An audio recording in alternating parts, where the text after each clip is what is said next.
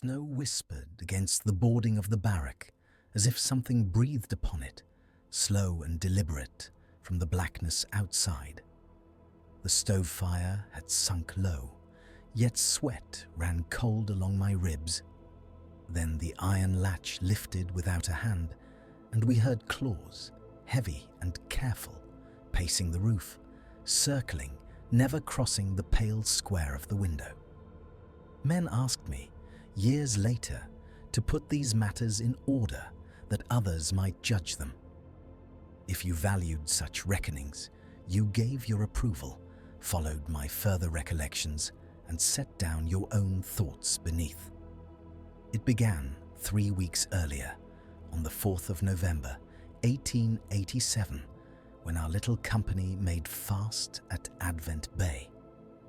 We came north from Tromsø on the schooner Freya, laden with timber, lamp oil, blasting powder, and those brave illusions men carried into empty places. The sun had deserted Isfjorden at noon. A dull blue hung above the water, and by 3 o'clock the world stood in full night. We built our barrack and coal house on the southern shore, near the abandoned English workings that smelled of old soot and sea salt. There were 8 of us under the foreman, Larsen of Bergen, a broad fellow with a sailor-s beard and a habit of humming psalms when the wind rose. Peterson, who shared my bunk, had studied a term of engineering in Christiania and measured everything with his calipers, from the width of a seam to the thickness of a coffee cup. Ivar, youngest, a Finnmark lad with eyes too large for his thin face, spoke seldom and crossed himself when the Aurora walked. The others were steady men, used to snow, timber, and the hard arithmetic of frontier wages. In the evenings we sat close by the iron stove, boots steaming, and passed Peterson's tobacco horn while he spoke of electric lights in the capital, white as day over the streets. I told them of my wife in Narvik and the child I had not yet seen. Born while we were at sea, Ivar listened, twisting his cap, and said his people believed the souls of children slept in the sky until a name called them home. For a little while, the darkness outside our walls seemed only weather. We laughed at the English story that some monstrous bear had once emptied their stores and torn the doors from every hinge, sending them south in panic. Larsen spat in the snow and said the English feared their own shadows and named them spirits. We had rifles, good Yarman pieces, and enough cartridges to hold a regiment of bears at bay, so we counted ourselves safe. The first oddity, which I dismissed then, concerned the bell above our door. We hung it there, and another by the coal house, a common precaution against bears that nosed where they should not.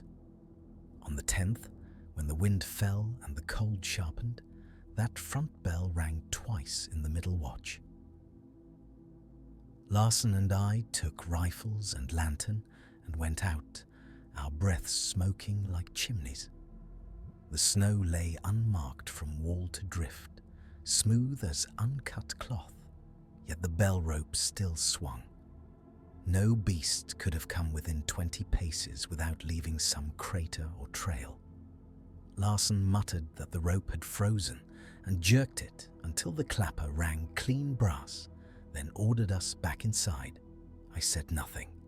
But on my next watch, I packed more rounds into the rifle and set the lantern nearer my hand. After that night, the wind veered north, and with it came a distant grinding we first took for moving ice. It travelled about the bay, low and rough, now to the west by the English huts, now nearer, as if some great floe turned in its sleep.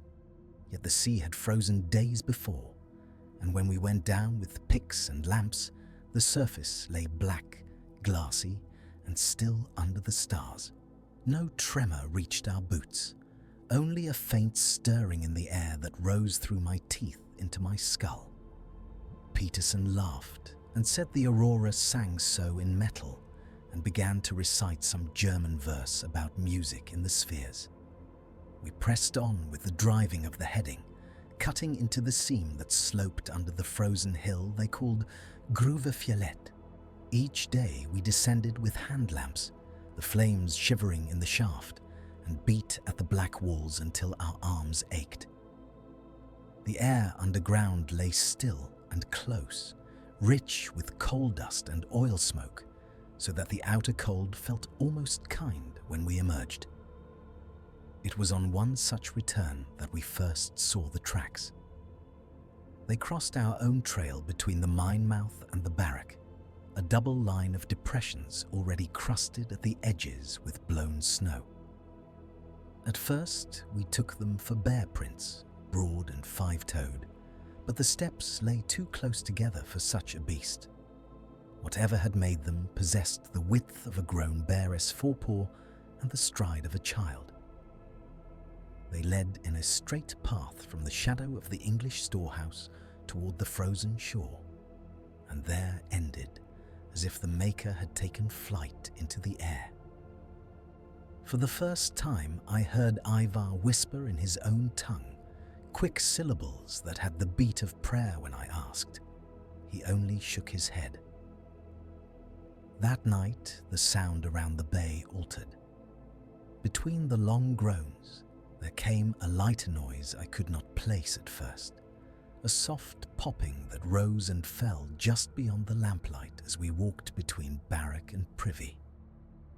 Only later did I understand that it resembled the slow drawing and release of claws through crusted snow. I stamped my boots louder and told myself I had grown childishly fanciful. Toward midnight, as I wrote the tally by the stove, the lamp flame guttered once, steadied, then rose straight and thin, blue at the tip, though no draught touched my cheek.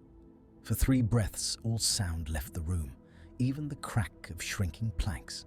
Then something heavy crossed the roof in 3 quick steps, and the far corner post shuddered so that frost fell like glass dust from the ceiling. The men jerked awake in their bunks, cursing. Larsen seized his rifle and rushed outside barefoot, shouting at the bear to be off. When we followed with the lamp, there lay only our own trampled paths and a fine sift of hoarfrost where the post met the roof beam. The bell above the door hung motionless. Peterson said the timbers had shifted with the cold, that we listened too sharply for tales we ourselves had mocked. Even I agreed then, though my hands shook when I filled my pipe. In the following days, the bay grew strangely empty.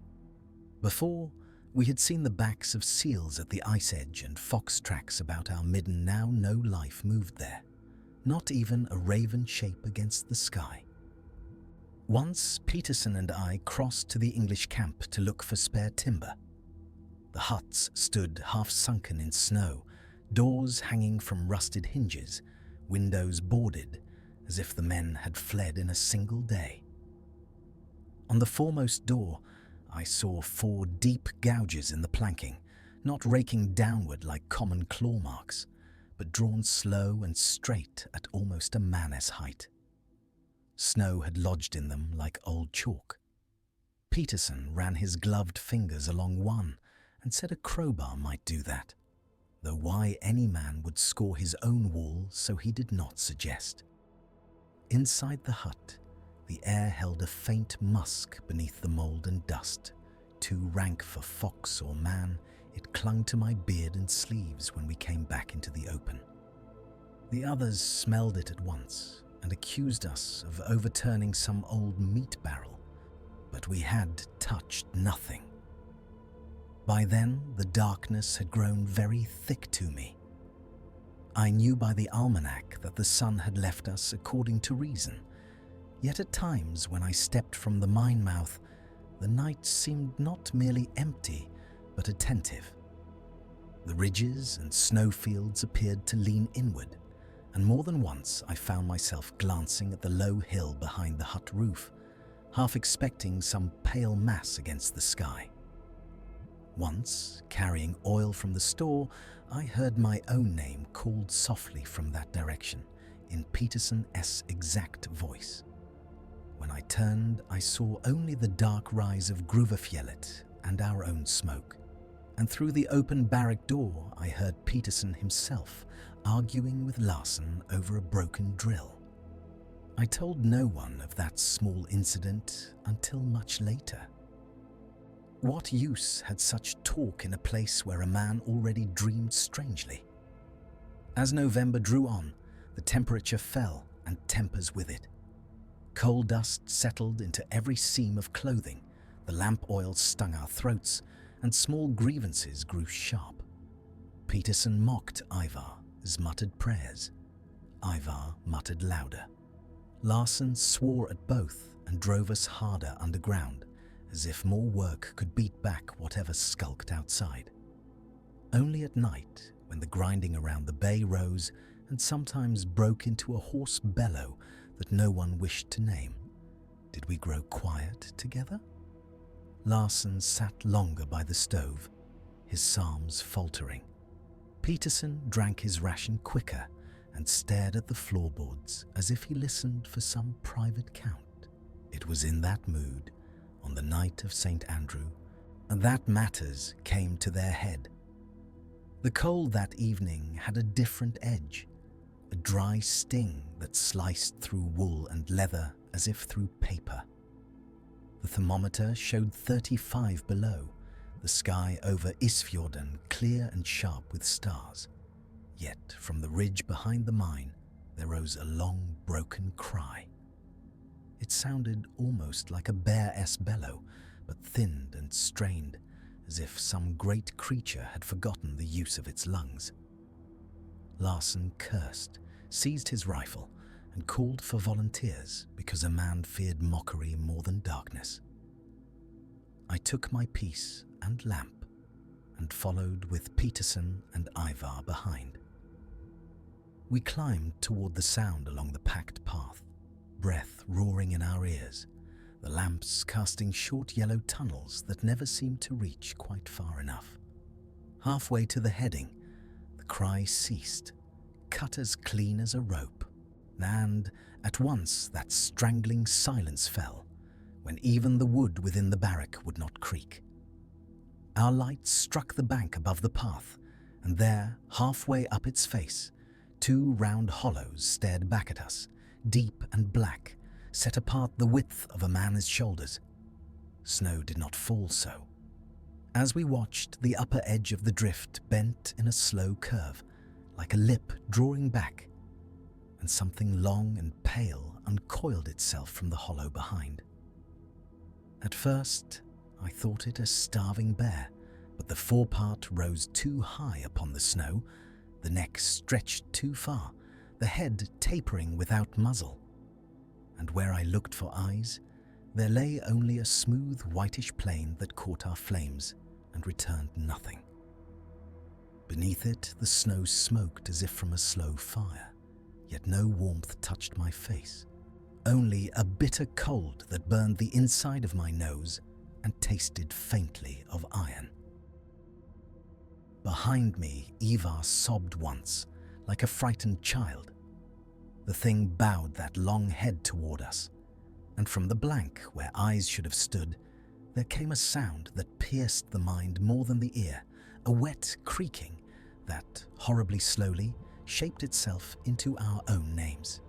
If some man asked me whether that truly happened, I could only answer that my legs forgot to move, and my tongue forgot all words but prayer. Larsen fired then, a wild shot that shattered the silence more than the creature. His lamp flew from his hand and went out in the snow for an instant. We stood in a chaos of shadow and after-image.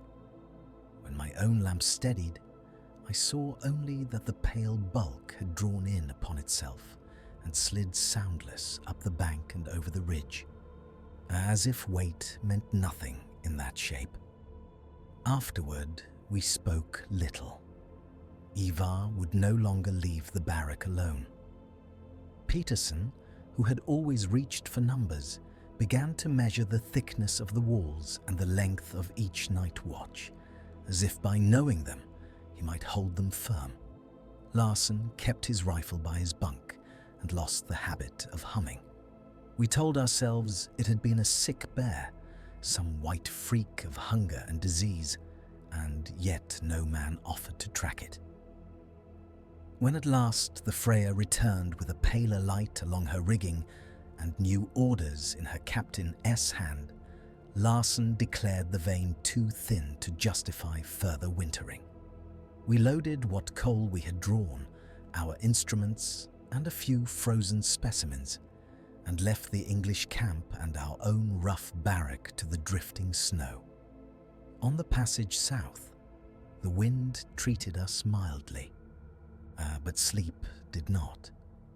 More than once, I woke to the creak of the ship's timbers shaped into my name and found Peterson already awake, staring up at the dark ribbing above his hammock. In Tromsø, we made our report to the company clerk, a thin man who smelled of ink. Larsen spoke of the weather, the seam, the supplies that failed to arrive. He noted that one of the younger men had developed a nervous condition and required shore work. Of the bell, the tracks, the empty bay, the white shape on the drift, nothing appeared in that fair copy. When Larsen hesitated, the clerk dipped his pen and asked only whether there had been any difficulty with bears. Larsen said there had not. Later, in the tavern by the quay, after a measure of aquavit, Peterson asked me quietly what we had truly seen. I told him I did not know, that he said that if a thing left no mark that other men would own, then it did not exist in this world of ledgers and minutes. I remember wondering, even then, what world it did exist in. Officially, the season of 1887 at Advent Bay passed without incident beyond poor yields. In a printed circular, the company praised our endurance and spoke of future attempts upon the coal. Privately, among ourselves, the story took other shapes. Sailors on the Freya repeated that we had seen an Isbjørndemon, a demon bear, and embroidered our fear for their own amusement. When I met Ivar some years later at a quay in Hammerfest, he crossed himself at the mere mention of Svalbard and said his grandfather had told him there were old things in the far north that put on the skins of creatures and learned the names of men. I did not laugh at him. The years went on. I worked other seams, married at last, saw my daughter walk under a kinder sky. Yet certain things would stir that winter, as if it lay only a little way beneath the present day. Once, in Narvik, I passed a butcher-s yard where the frost had lined the hanging carcasses with white crystals, and the smell of cold blood and tallow came to me with a faint musk beneath it. For a moment I stood again in the English hut, dust and mould, and something too rank for fox or man. My hands shook so that I dropped the parcel I carried. Another time, during a visit to Christiania, I sat in a lecture on polar meteorology. The professor spoke of temperature inversions and the carrying of sound across still air. He imitated the groan of moving ice, long and low. It should have been comical, but I felt the hair rise along my forearms, for beneath his imitation there seemed, to me alone, another note, thin and strained, as if some great throat laboured behind a wall. When the lamps in that hall flickered once and the room fell silent, I found myself counting my own breaths and listening for my name. Once, Peterson and I sought to return, in a manner. In the summer of 1902, we secured passage on a survey steamer that anchored 2 fjords west of Advent Bay. We wished, or so we said, to take new bearings upon the coal measures. Bad ice kept us from crossing to the old camp. Perhaps it was as well. From the deck, through a glass, I saw only a pale slope of snow where the barrack had stood, and a single beam jutting out like a broken rib. No mark showed upon the drift. If there had been any memory in that landscape, it did not choose to reveal itself to our instruments. In the end, a man must live with some matters unresolved. I could not prove what I saw upon that ridge, nor could I forget it. Was it some starved monstrosity of bear, some trick of fear and snow and silence? Or did we meet, for a few moments, a thing that used the form of a beast as a man used his coat, and wore the night around it as another skin? I have turned these questions in my head as a miner turns a stone in his hand, looking for a seam, and found only darkness within. What remains to me with greatest clarity is not the shape itself, but smaller things. The bell rope moving against still air, the way the snow smoked at its base without heat, the taste of iron and fear together on the back of my tongue. Above all, the sound of my own name was spoken in that creaking voice from a place where no eyes looked out. I lie awake some nights when the wind is high and the rafters of my house complain. If the gale catches just so under the eaves, there comes very faintly a soft metallic chime, as of a small iron bell stirred by no visible hand.